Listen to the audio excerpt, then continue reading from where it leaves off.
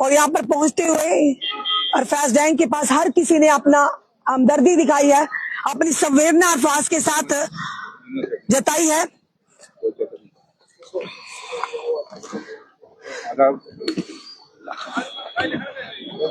हमें भी जानना ये जरूरी है कि आखिर वो बलडोजर आसमान से उतरा या जमीन से निकला, वो बलडोजर आया कहाँ से?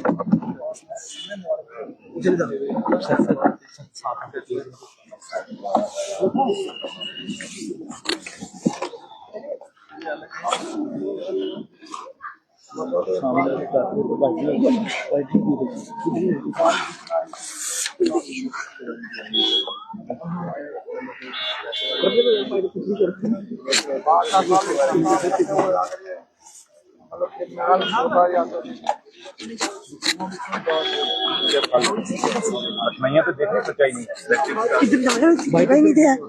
थोड़ा माइक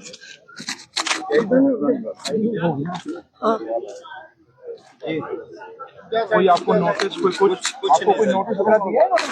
40 साल हो गए। कहानी बड़ी लंबी है।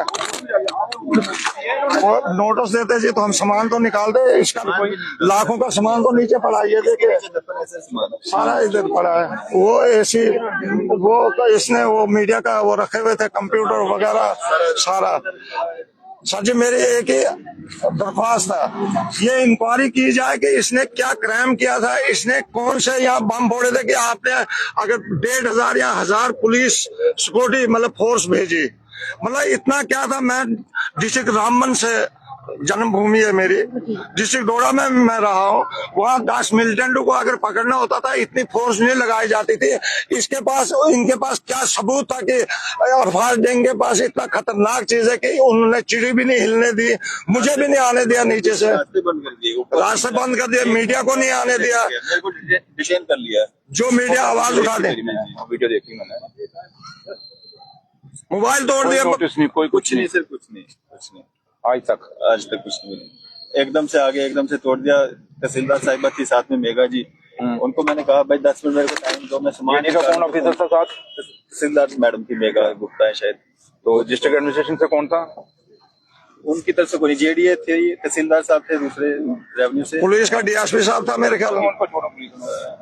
वो आए हुए थे सारे, जेडीए डिपार्टमेंट पूरा था। एकदम से आए, मतलब एकदम से तोड़ दिया, मतलब कोई पूछताछ नहीं। इनको हरासमेंट किया, गाड़ियों में डाल के हवाला में उधर ठोक दिया। लेडीज थी, वो सामान क्या निकाल दिया, वो भी फ्रैक्चर की, बहू की मतलब बाजू खींच के उधर हवालात में बंद किया, उधर गेट बंद किया मेंटल हॉस्पिटल में बच्चों के। लेडीज को उधर बंद कर दिया, बच्चों को रोड में रख दिया। कुछ स्कूल गए हुए थे छोटे छोटे, इसके बच्चे छोटे छोटे लड़की है इधर, मतलब वो रोड में रो रही थी। मतलब ये इंसाफ है। फिर मैंने मैडम को भी कहा, मैंने कहा एक लेडीज होते हुए मैंने कहा आपके बच्चे नहीं है, आपके बच्चे अगर ऐसे रोड पे, मैंने कहा मतलब बड़े आदमी की इज्जत है और गरीब इंसान की इज्जत नहीं है। इससे बड़ा जुल्म और कुछ नहीं हो सकता। सर जुल्म हुआ है। अगर इसने कोई गैर कानूनी काम किया था, कानूनी कार्रवाई करनी चाहिए थी, टाइम देना चाहिए था। ऐसा तो हमने कभी किसी मतलब ना, ये जो चिट्टे के कारोबार में या क्रिमिनल्स लोग हैं उनके साथ भी होता नहीं देखा है। आपने क्यों, आप तो एक जर्नलिस्ट हो, आप एकदम सर जहाँ 4-4, 5-5 किलो माल पकड़ा जाता है वहाँ उनको मतलब उनके मकान नहीं गिराए जाते हैं। वहाँ बड़ा हम आज ही सील हो गए, सील होने से क्या है, कल को खुल जाता है, उनको छोड़ दिया जाता है, तीसरे दिन चौथे दिन जमानत हो जाती है। और इसने कौन सा चिट्टा बेचा था, कौन सा मतलब मिलिटेंसी के साथ हमारा मतलब हमारी रिश्तेदारी है डिस्ट्रिक्ट डोडा में। भी कर रहे हैं। कल सीएम साहब को जब नोटिस में आया उसी टाइम उन्होंने पूरी डिटेल मांग ली है कि हमें लिस्ट दे दो, आपने सुना होगा। उन्होंने कहा, उनको बड़ा गुस्सा आया एक्चुअली जब मैंने उनको बोला कल। नहीं सर, अगर कोई 10-20 कनाल का, 10 कनाल का, 5 कनाल का प्लाट खाली करवाया, फायदा है हमारी स्टेट गवर्नमेंट को, हमारी जेडीए को। सुनिए ना मेरी बात, कि जब हमारे नोटिस में आया और सीएम साहब उसी टाइम वर्किंग कमेटी से उठ के बाद जाकर उन्होंने बाइट दी है। एक तो बाद में दी जब जनरल बाइट दी, लेकिन उसमें जाकर उन्होंने कहा बाइट नहीं सर, कार्रवाई होनी चाहिए ना इस पर। सुनिए ना मेरी बात, कुछ सुन लीजिए बात। मैं एक सरकार हूँ जी, सरकार कह रही है। मैं यहाँ फोटो अगर होता तो मैं आता ही ना, मैं यहाँ फोटो खिंचाने इसको जाता है, आज अच्छे से जानता है, मैं फोटो खिंचाने नहीं आया। मैं सिर्फ अगर आपके दुख है उस दुख का एक तो उसमें हिस्सा लेने आया और उसके बाद क्या हल करना उसका देखना है हमने। इसलिए मैंने वो कहा कि बाइट अगर एक चीफ मिनिस्टर दे रहा है और उसका मकसद क्या है, उसने कहा है कि मुझे पूरी लिस्ट दे दीजिए आप। चीफ मिनिस्टर ने लिस्ट मांगी है कौन कौन सरकारी रकबे पे है।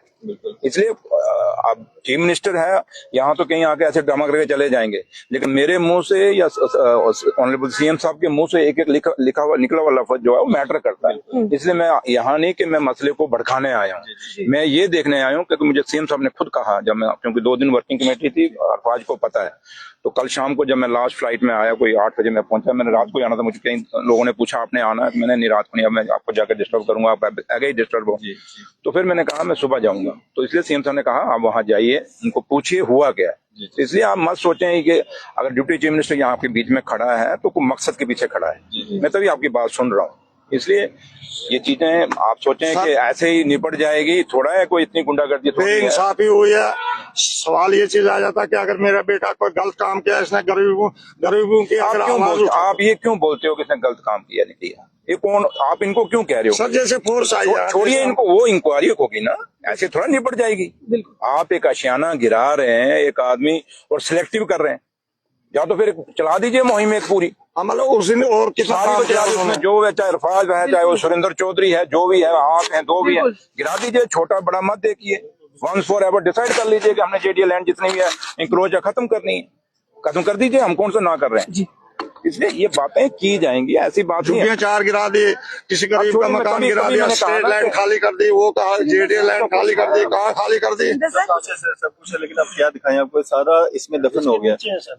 हमें मौका ही नहीं मिला हम किसी सामान को हाथ लगा सके। लेडीज पुलिस ने पकड़ लिया, मुझे और मेरे भतीजों को उधर नरवाल में अंदर रख दिया, इधर किसी को रखा, मोबाइल छीन लिए, मोबाइल तोड़ दिए, सामान निकला, वो तो मैं देखा है इसका वीडियो, तोड़ दिया। छोटे छोटे बच्चों को मारा, जो क्वालिफाइड लड़के हैं स्कूल में कॉलेज जाते हैं, उनको मारपीट की उनके साथ, उनको मारा, पुलिस थाने में बंद रखा, उठा के कोई नोटिस नहीं, कोई कुछ नहीं, कोई इन्फॉर्मेशन नहीं, कोई सर उनके पास हमारा प्रूफ होगा ना, नोटिस अगर दिए उन्होंने। नहीं, मैं वैसे आपको पूछ रहा हूँ कुछ नहीं। इधर में, इधर साइड पे हो जाते हैं ना, फिर तो मैं आपको बैठ देता हूँ।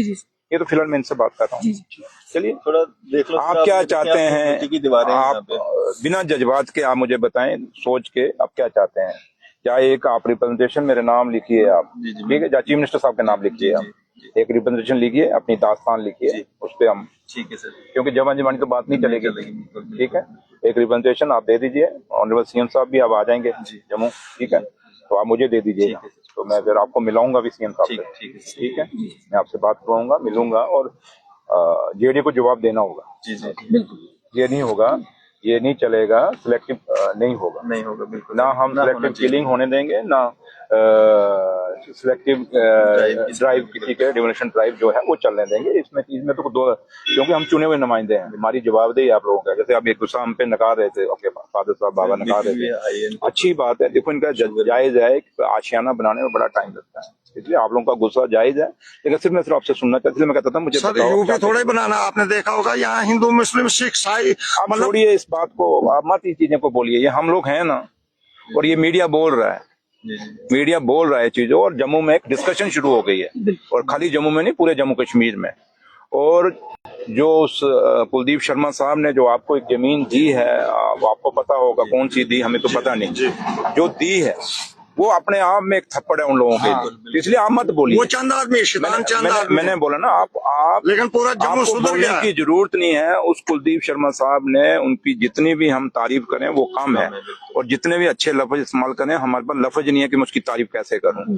इसलिए उन्होंने जो कहा, और जो मैं हमेशा कहता हूं कि जो जम्मू कश्मीर का भाईचारे की मिसाल जो है वो हमेशा सदियों तक रहेगी, सदियों से चल रही है और सदियों तक रहेगी, और जब तक ये दुनिया है कोई कोशिश भी करेगा नहीं मिलेगा। इसलिए आप अपने मुंह से मत कहें कि इन्होंने क्या किया, हिंदू किया, मुसलमान किया, ये जम्मू कश्मीर है, किसी ने नहीं, मैं कहता हूँ, इसलिए यहाँ कोई हिंदू मुसलमान नहीं, एक ही बात है कि ये शेर और बकरी जहाँ गड्ढा पानी पी सकती है, वहाँ हिंदू और मुसलमान भी गड्ढा रह सकता है, और कुलदीप शर्मा साहब उसकी बहुत बड़ी एग्जांपल आपके सामने एक सेट बिल्कुल है, ठीक है, तो इसलिए उस पे हमें इनको कहने की जरूरत नहीं, वो खुद ही आईना दिखा के चला गया है। लेकिन ऐसे लोगों को भी रोक लगनी चाहिए, जो आप छोड़िए ना इसको, तभी मैंने कहा कि आप लिख के इन राइटिंग, आप यहाँ बातें करेंगे हम, उसका कोई इतना मतलब नहीं, आप सियाने हैं, हमसे बड़े हैं उम्र में, और बेशक ओहदे में बड़ा हूं, लेकिन उम्र के तकाजे और एक्सपीरियंस में आप बड़े हैं, और तजुर्बा ये कहता है कि इन राइटिंग जब कोई चीज आएगी उसी पे एक्शन होगा।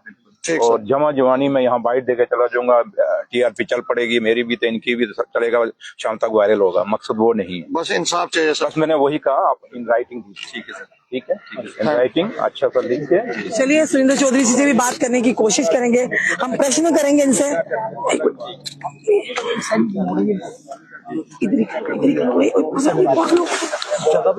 क्या कर रहे हैं? जगह भी तो बनानी ना, बात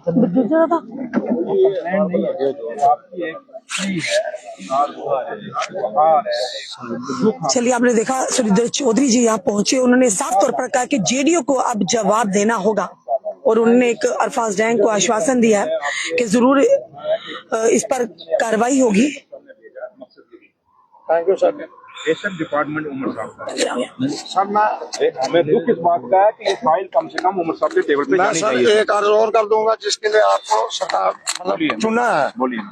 जिसके लिए चुना है वो करके दिखाइए, बस मैं इतना चाहता हूँ। मुझे मैंने कहा जब ऑनरेबल चीफ मिनिस्टर एक आप खुद आके बाइट दे रहे हैं सामने, जी सर, और एक बाइट और अरफाज डांग साहब उस मतलब को समझ सकता कि वो क्या कह रहा है। ठीक। जो फाइल इंचार्ज मिनिस्टर, मैं आज पीडब्ल्यूडी मिनिस्टर हूँ, मेरे बिना पूछे फाइल निकल जाए, मेरे पास आए ना वो कोई ऑर्डर निकल जाए, तो बताओ मेरा क्या कसूर है? आज इसके इंचार्ज मिनिस्टर कौन है? ऑनरेबल सीएम खाली चीफ मिनिस्टर नहीं है जम्मू कश्मीर के उमर साहब, बल्कि इस महकमे के इंचार्ज मिनिस्टर हैं वो। और ये छोटी बात नहीं है कि स्टेट वर्किंग कमेटी चल रही है और honourable incharge minister honourable CM साहब को पता ही ना हो कि भाई वहाँ इसको डिमोलिश कर रहे हैं अरफाज डैंग की, या कोई भी हो, ये नहीं कि मीडिया के आदमी तब कोई भी हो, ABCD हो, विदाउट द कंसेंट ऑफ सरकार आप कैसे करेंगे? इसलिए ये मसला छोटा नहीं है। आपके सिर्फ मैंने आपको कहा है कि आपका एक ग्रीवेंसेस जो है, एक गुहार जो आपने गवर्नमेंट के आगे लगानी है वो इन राइटिंग लगा दीजिए, बाकी सरकार देखेगी कैसे हो गया। गरीब पे इतना हमला नहीं होना चाहिए। आप बड़ी फाइलें खुल जाएंगी जनाब, आप बेफिक्र रहें। फिलहाल इस समय आप देख रहे हैं सुरेंद्र चौधरी जी हैं।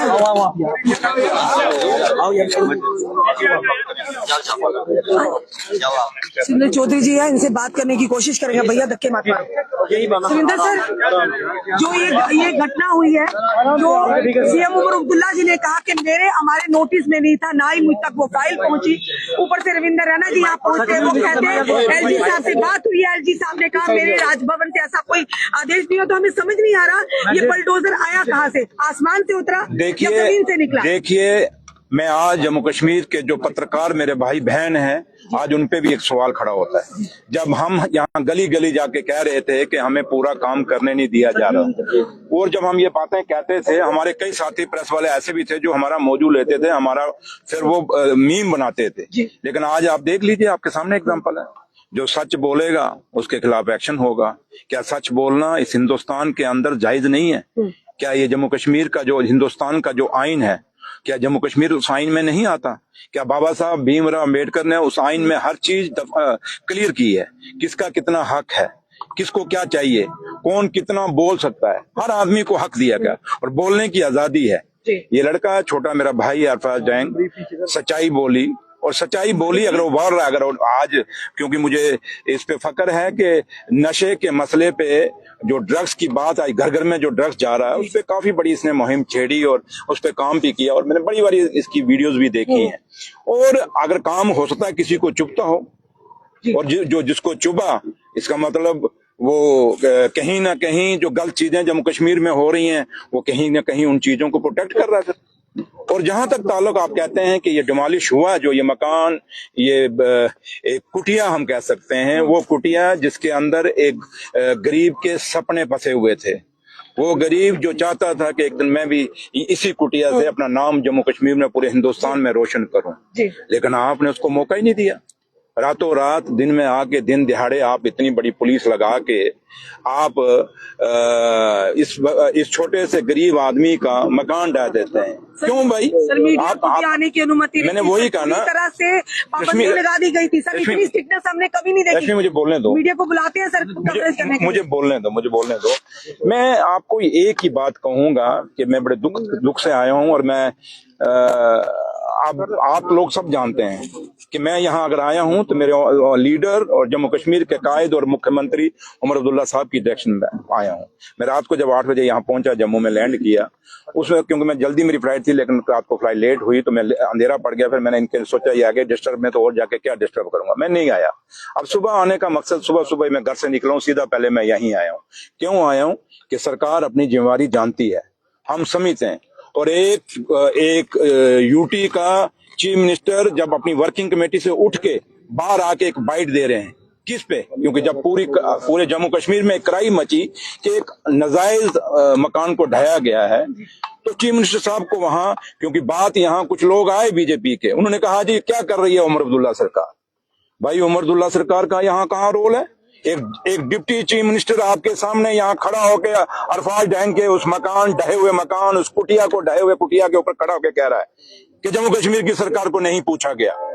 अगर ऑनरेबल चीफ मिनिस्टर साहब को ये पूछा होता, ये फाइल उनके टेबल पे जाती, तो ये कतई ना होता, मैं दावे से कह सकता हूँ। हम भी कहते हैं कि जेडीए की लैंड क्रोच हुई है, लेकिन अगर जेडीए की लैंड अगर खाली करनी है तो भैया ऊपर से शुरू करें ना। आप एक हमेशा कार्रवाई सिर से शुरू होती है, आप पांव से शुरू कर रहे हो। वो गरीब जो पहले ही जमीन पे है उसको क्यों उसकी कुटिया डाल रहे हो? यहाँ कितने बड़े बड़े लोग हैं जिनके मकान है जेडीए लैंड के ऊपर, जिन लोगों ने यहाँ जेडीए लैंड घेरी हुई है, तो उन पे क्यों नहीं एक्शन हुआ? इसलिए कल ऑनरेबल चीफ मिनिस्टर साहब ने आपके सामने उन्होंने पूरी लिस्ट मांग ली है जेडीए की लैंड कहां कहां इंक्रोच हुई है और उन पे क्या एक्शन हुआ है, और पूरी फाइल मांगी है और जवाब देना होगा। और आप कहें कि जेडीए ऐसे निकल जाएगा, और आपको याद होगा हम तभी तो कहते हैं कि वाइस चेयरमैन किसके कहने पे लगना चाहिए था? उमर अब्दुल्ला सरकार के कहने पे लगना चाहिए था। लगाया किसने? वो ऑर्डर आपने पढ़ा होगा जब ऑर्डर हुआ होगा, आपको नहीं पता क्या? अगर सरकार का आदमी लगा हो यहाँ पे तो हम उसको पूछें, अभी यहाँ वो खड़ा होता, मैं यहाँ आया हूँ, क्या सरकार एडमिनिस्ट्रेशन को इंफॉर्मेशन नहीं है? मैंने पूरी आपके चौथे ब्रिज पे भी जाके कहा था, मैं जब रात को वहां चौथा ब्रिज चलाया मैंने, जब आज चला कि नहीं चला? अब चला जब, तो क्या जब हम जाते थे वहां कोई होता था? मैंने आपके सामने कहा था। और आज जम्मू कश्मीर का डिप्टी चीफ मिनिस्टर यहाँ खड़ा है, क्या उसको जेडीए के वीसी को नहीं पता है कि वो डिप्टी चीफ मिनिस्टर वहां जा रहा है? क्या मेरा इंफॉर्मेशन पूरी नहीं गई हुई क्या? आके जवाब देना लोगों को क्यों गिराया गया है। इसलिए मैं बड़ी चीजें, गुस्सा मुझे बहुत है लेकिन मैं बड़ा रिस्ट्रेन कर रहा हूं बोलने में। क्यों? कि जब सच बोलो तो बात बड़ी दूर तक जाती है। आपने देखा नौशहरा में क्या हुआ, आपने नहीं देखा? इसलिए मैं आपसे यही की बात कहूंगा कि जम्मू कश्मीर के मीडिया और खासकर जम्मू सूबे का असली सच और झूठ को पहचानो, असली और नकली को पहचानो। मैं भी आके यहाँ अरफाज को बड़ी गोड़ के जफियां मार सकता हूँ, इसके फादर को मार सकता हूँ, खुद भी रोने के यहाँ ड्रामा कर सकता हूँ। नहीं, हमें लोगों ने ड्रामों के लिए नहीं इस कुर्सी पर बैठाया, हमें काम करने के लिए बैठाया है। हमें इसलिए बैठाया कि हम आप लोगों को, उन गरीबों को प्रोटेक्ट करें, आप मीडिया लोगों को भी प्रोटेक्ट करें और अपने आवाम को भी प्रोटेक्ट करें, इसलिए हमें बैठाया गया। और कल का रेजोल्यूशन भी हमारा वही है। उसमें देखिए एक पॉइंट जो हमने रेजोल्यूशन में डाला है, वो लोगों की प्रोटेक्शन कैसे करनी है, उसमें हमने डाला हुआ है। तो इसलिए जम्मू कश्मीर के लोगों की हिफाजत हमारा फर्ज है। और एक चीज आपको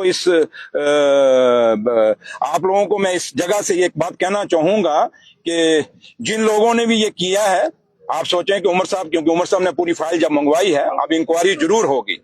और जहां तक ताल्लुक है, मैंने वो दौर भी देखे, आपको याद होगा कितनी कॉलोनियां जम्मू शहर के अंदर जो रेगुलराइज नहीं थी, लेकिन हमारे कायदेसानी डॉक्टर फारूक अब्दुल्ला जब चीफ मिनिस्टर बने थे, कितनी कॉलोनियां उन्होंने रेगुलराइज की थी। ये भी तो हो सकता था कि इस जमीन पे कौन सा आपने इतनी बड़ी इंडस्ट्री लगानी है, इसको रेगुलराइज भी किया जा सकता था। जो पैसा रेट है उस रेट के मुताबिक, आपने सर्कुलर रेट है उसका मुताबिक इनको कहना था कि भाई आप एक सर्कुलर निकाल लेना, क्योंकि ये जमीन तो वेस्टेज है। तो एक अगर ये सर्कुलर रेट देते हैं थे तो ठीक है, जैसे कई लोग आप नोटिस निकालते हैं, कहीं आप स्टिपें अलॉट करते हैं, क्या नहीं करते? गांधीनगर के अंदर नहीं होती क्या? शास्त्री नगर नहीं होती क्या? त्रिकुटा नगर के अंदर नहीं होती? कितनी स्ट्रिपें अलॉट होती हैं रोज, आप लोग ऐड हैं। रूपनगर जो कॉलोनियां जो हाउसिंग की हैं, वहां स्ट्रिपें अलॉट नहीं होती क्या? किताबें भी नहीं निकालने। बेटा मैं वही कह रहा हूँ, क्या अलॉट नहीं होती क्या? होती हैं। ये फैसले सरकार पे छोड़ने चाहिए, वो सरकार जो लोगों की चुनी हुई सरकार है। तभी तो हम कह रहे हैं कि जम्मू कश्मीर में स्टेट का दर्जा बहुत जरूरी है, क्योंकि जब तक ये IPS IAS हमारे अंडर नहीं आएंगे, इनको ये है कि हमारा जम्मू कश्मीर की सरकार क्या बिगाड़ लेगी, हमारा फैसला तो दिल्ली से होना है। ये उसी का फायदा उठाया गया है। अगर जम्मू कश्मीर का कोई ऑफिसर जेडीए का वाइस चेयरमैन होता तो शायद ये नौबत ना आती। मैं दावे से कहता हूँ पल्ला झाड़ रही है। बीजेपी इंतजामिया ने भी अपना पल्ला झाड़ दिया, इसकी जिम्मेदारी कौन लेगा, किसने ये घर? एलजी साहब को मैं आपके यहाँ से कहता हूँ, एलजी साहब इस पे आप इंक्वायरी करा दीजिए। किसने किया, किसने आर्डर निकाला? हम तो साफ कह रहे हैं जम्मू कश्मीर की सरकार, जो चुनी हुई सरकार, लोगों की चुनी हुई सरकार, उमर अब्दुल्ला सरकार का डिप्टी चीफ मिनिस्टर यहाँ पे आके कह रहा है कि जनाब जम्मू कश्मीर की सरकार की मर्जी से नहीं हुआ। आप इंक्वायरी करा दीजिए एलजी साहब। ये पुलिस आपकी थी, ये जेडीए का वाइस चांसलर वाइस चेयरमैन आपका था, ये आपका लगाया हुआ है। आप अगर कहते हैं नहीं हुआ, आपके ऑर्डर से नहीं हुआ,